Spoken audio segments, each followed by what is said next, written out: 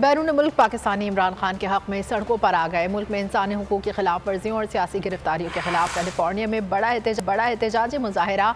PTI अमरीका की जानिब से गवर्नर हाउस में किए गए एहतजाजी मुजाहरे में कारकुनान ने बड़ी तादाद में शिरकत की। मुजाहिरीन ने पाकिस्तान में इंसानी हुकूक की संगीन खिलाफ वर्जियों, सियासी और सहाफ़ती गिरफ्तारियों की शदीद मजम्मत की और पार्टी के खिलाफ इंतकामी कार्रवाइयाँ बंद करने का मुतालबा किया।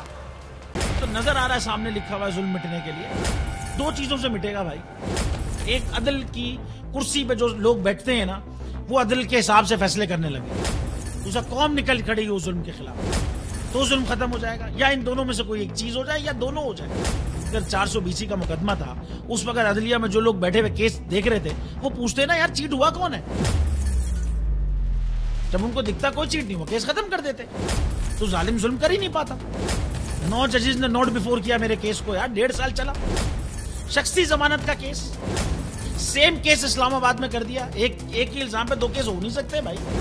मतलब 60 दिन का वक्त होता है। 102 दिन के बाद मैं जीत गया, केस बरी हो गया। 102 दिन के बाद अपील फाइल की, एक्सेप्ट कर ली। नहीं करते ना एक्सेप्ट, खत्म हो जाता ना जुल्म यार। भरी अदालत में मुझे बरी कर दिया, फिर पता नहीं क्या हुआ 2.5 घंटे बाद का नोट बिफोर। मैं नहीं सुनता ये केस, खड़े रहते अपने फैसले, मिट जाता जुल्म। अल्लाह ताला ने बिठाया इस कुर्सी, इन कुर्सियों पे इनको यार, ये अल्लाह ताला की तरफ से फैसले करने हैं।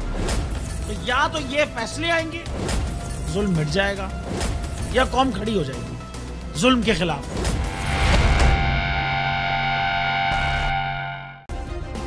सब्सक्राइब करें और बेल दबाएं ताकि कोई खबर रह न जाए।